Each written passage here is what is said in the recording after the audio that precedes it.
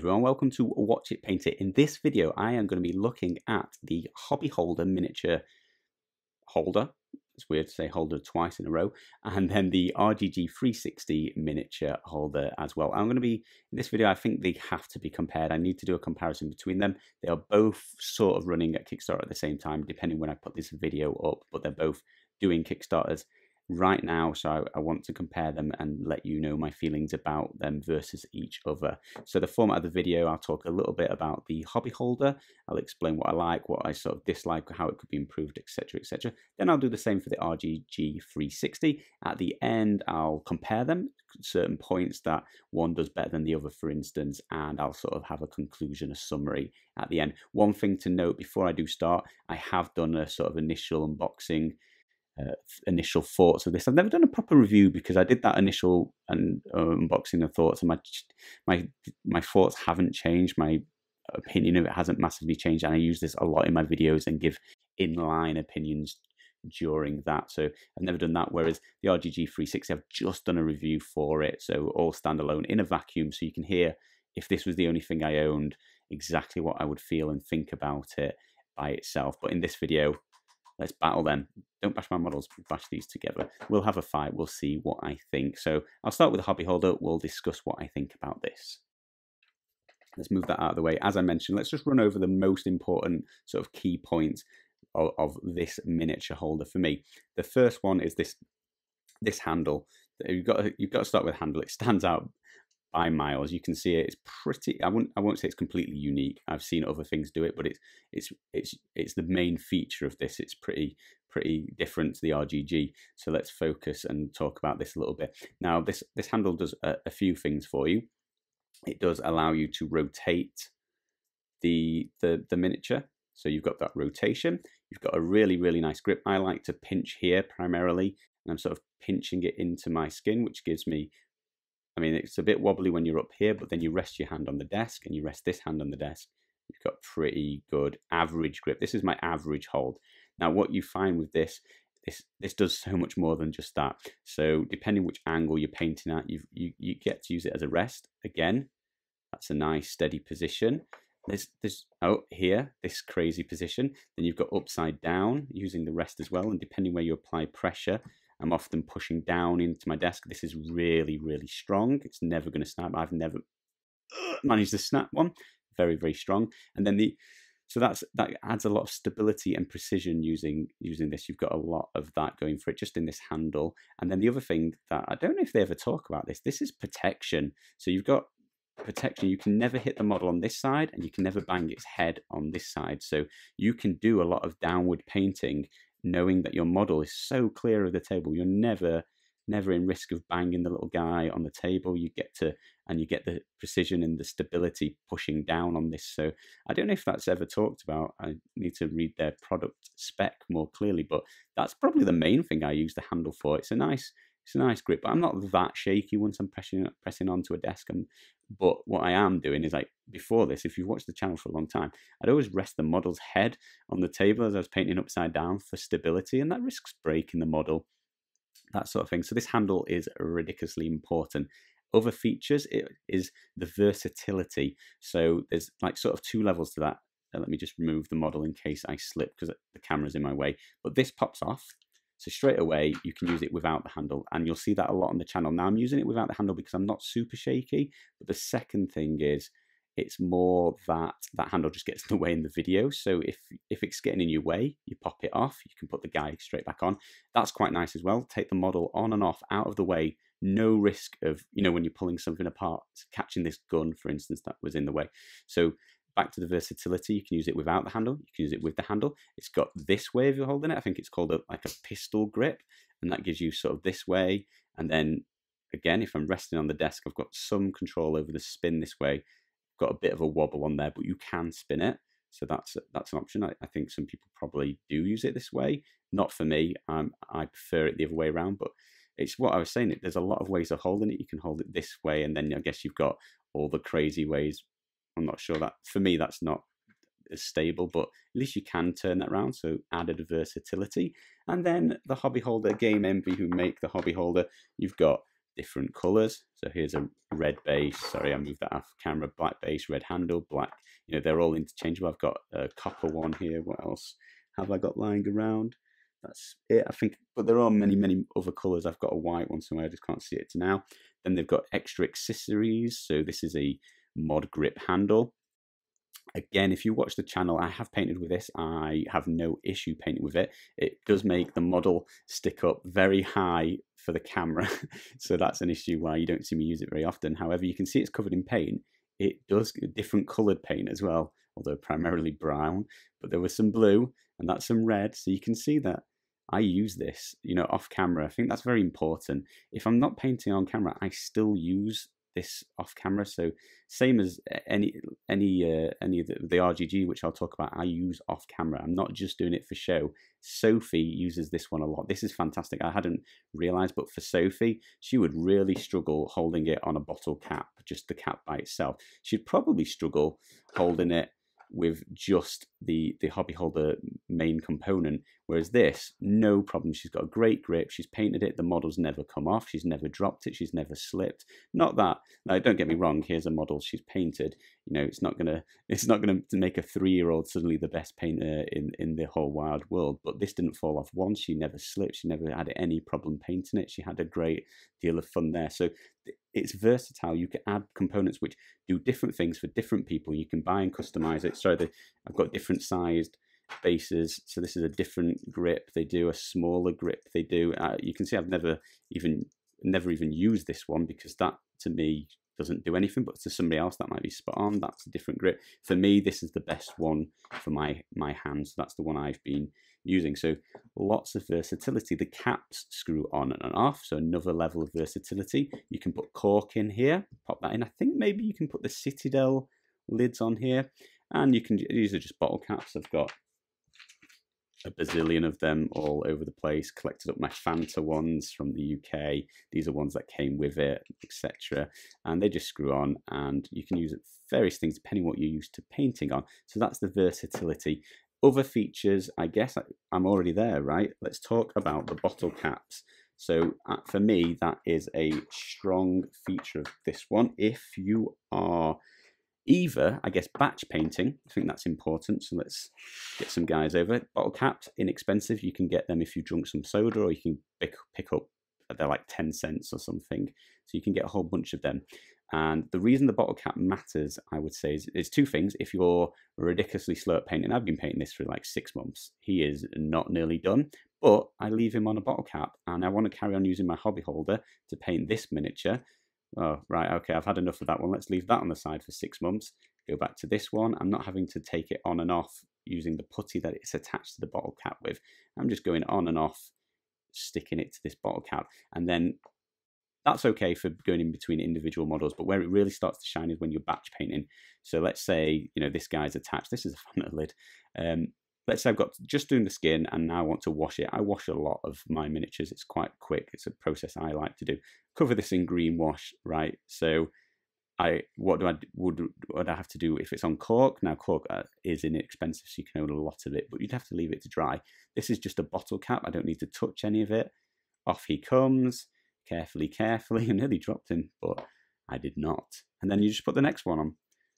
Apply the wash, whatever you're doing. Leave it all nice and wet. Don't actually need to touch it. You put the next one on. So that system is fantastic for batch painting if you never want to touch wet models. It's also fantastic if you're ridiculously slow like me and have models that are just sitting around and you don't want to pull them on and off the contraption, whatever you're using.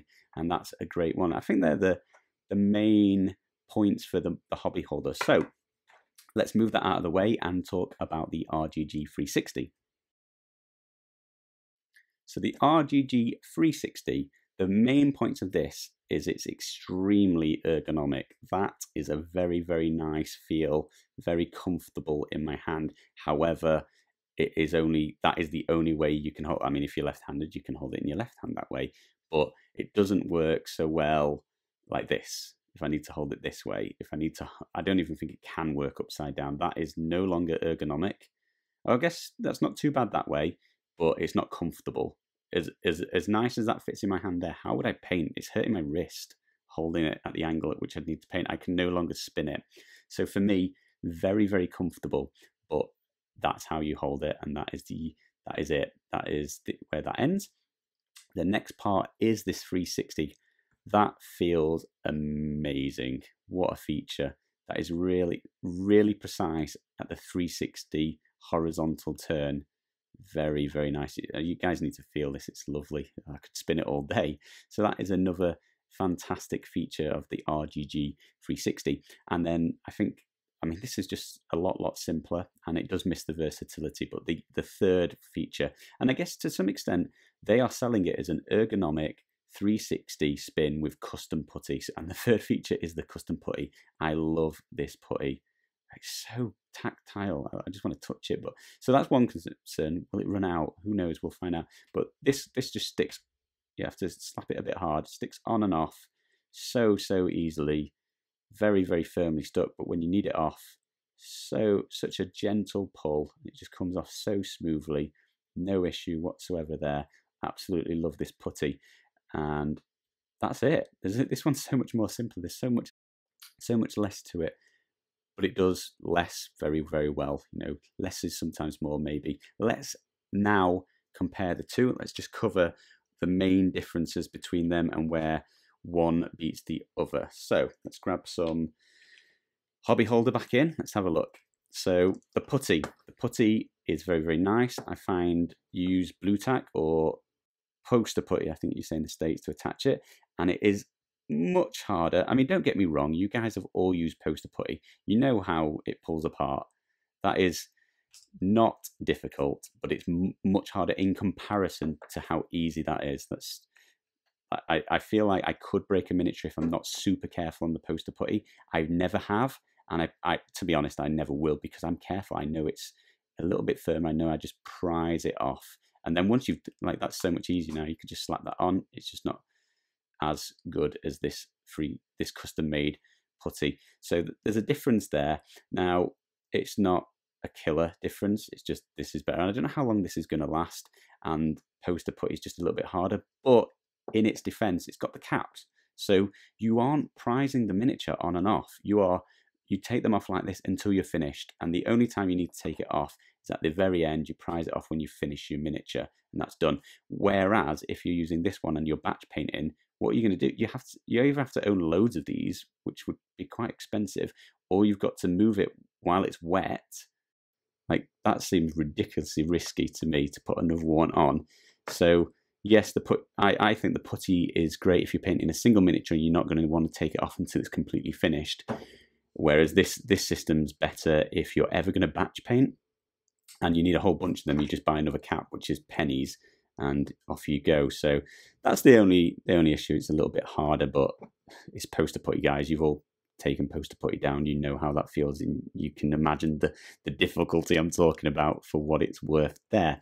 Other features. So this is the versatility. This has no accessories. That is it. That is what you're getting. That's all you can do. That is all I think there'll ever be. I'm not sure if they can add any accessories. There's no space. Whereas the hobby holder's got this clip. Who knows what you might be able to clip on the side in the future. It's got this screw hole. Who knows what you might be able to screw in the future. They've got this at the moment. They're running their new Kickstarter. They've got different accessories on the Kickstarter. I know they're going for a bigger handle. That's one of the accessories. I think they're going for some way of spinning it differently using a grip at the bottom. So they're bringing out new accessories. Who knows what else. So the versatility of this one is extremely better. Then the next one, the way you can use this, like this paints models upside down. This one you can, but don't get me wrong, I have. It's just I don't think the grip helps you paint them upside down, whereas this one does. So this allows you to change many different angles. And where that starts to come into play is if you watch the RGG 360 review, I talk about this dwarf. Now, don't get me wrong, I painted it on this and it was okay. I managed it. Like, you judge for yourselves. You guys can see the miniature, see what you think, see if it's good enough. But what I did is any bit you spin, this works nice. If you turn in a little bit, doing his cloak back and forth, really nice, really precise. But there's a whole bunch that's upside down, and that is really hard and fiddly to reach. And what you're supposed to do, I can't get my arm, at least I can turn it with my little finger, but I can't get my arm in a comfortable position to paint upside down. And I ended up leaning and snapping at the glue point this poor dwarf's arm off twice, maybe even 3 times while I was painting. So it doesn't have that, whereas I can turn this straight upside down. I can even apply pressure so I can get my hands as steady as I can. And that's another thing, that was wobbling there. So you find a new position, you find a new way of holding it until your hand's wobbling a little bit more there, not wobbling here. That's another thing with this. Every time I use it, depending on the model, you find a different position that you need to hold it. You can hold it like, oh, wow, okay, that's probably the steadiest I've ever painted. So if you need to paint side on, every time I use it, honestly, I find a different position. It's really, really hard to describe on camera how many weird ways you end up holding it. I've ended up holding it like a fingerboard, like I'm skateboarding with my fingers, that sort of thing. It's bizarre until you use it. I can't really explain it to you. But then once you get it, as soon as you start painting, because every miniature is different, you hold it in a different way every time. So fortunately, the RGG is just lacking in that respect. That the next, oh, look at that. So I always think this is really safe to pull it off. Now that's not the RGG's fault. That is, I didn't glue that on well enough, but I did just break off a little gem, which I will have to glue back on. So you do need to take a little bit more care than I just did then if you've got fragile parts painted nowadays. So the next miniature I painted is this large one. And in the RGG 360 review, I do mention I would never paint this again. It turns on itself. This is just too heavy for this holder. And if you watch the review, it does even fall off, but it just peels off this putty. I don't know if I could press it on hard enough. And I painted this whole model on this and it fell off numerous times. It was very, very disappointing. I would not use this for a big heavy model. Having said that, the hobby holder, it doesn't fit. So if you put this on, you are not going to be able to rotate. It's hitting its claw. But again, the versatility comes in. If I could do it, I'm not strong enough now. You pop that off, pop this on, and at least you've still got the normal part. And the normal putty is that much, like, I've painted large models in this scenario or with the mod base on the bottom and they've never fallen off. So although I've complained about that putty being a little bit harder to get it off at the end, it does affix a large model a lot more firmly. Now neither of them are particularly amazingly comfortable at doing, but at least this one doesn't have as many issues. Sorry, it falling off now because I've not pressed it on anywhere near as hard as I need to because I'm struggling to get them on and off. As I mentioned, you had to remove this, but I know on their current Kickstarter, they've got a much sort of deeper or taller one as well. So if you're lucky enough to have hands that can accommodate that, you are going to be able to have the handle around these larger miniatures as well. So that's, again, the versatility in the accessories they're bringing out. They are trying to make this expand and paint more and more and more. So sorry, RGG 360, not for big miniatures. And then the next model that I've painted was this snowman. Now this is where the RGG really, really shined. The hobby holder, don't get me wrong, I could have done it. Depending how you hold it, you can spin, paint, spin, paint, spin, paint, etc, etc, etc. But the RGG 360, once I get it in my position, you can I'm just turning dry brush, dry brush, dry brush. You can imagine that. This is so smooth, so precise. And then same when you're just painting stuff, if you just need to go back and forth a little bit, you've got that finite control. Finite? Do I mean finite? I don't mean finite. Do I mean very intricate control? You've got such precision on this turn while you're still doing it all. With the hobby holder, don't get me wrong, you can turn it. It does turn. It's nowhere near as smooth, and in my opinion, it's nowhere near as easy to do. I've never found a super way of holding it, even in that pistol grip where you can suddenly do this. At that point, my hand's also turning a little bit. It's a little bit more wobbly, whereas this was very, very firm, very, very smooth while I'm doing that, just back and forth. This is not bad, but I've got a lot of wobble. I'm just losing a lot of the stability while turning it, but at least you can do it. So it has the feature, whereas this doesn't have a handle. So can't really complain about this doing something not as well as that when that can't do things that this one can do. So a little bit interesting there. Have I missed anything? I think they're the main points about these guys.